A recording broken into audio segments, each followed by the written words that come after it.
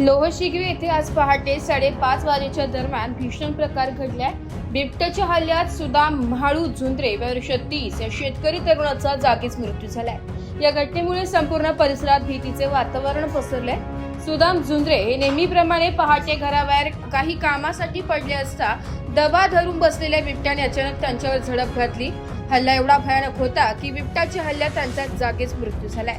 घटनेनंतर ग्रामस्थांनी आरडाओरड करत तात्काळ मदतीसाठी धाव घेतली। घटनेची माहिती मिळताच पोलिसांनी आणि वन विभागाचे पथक घटनास्थळी पोहोचले।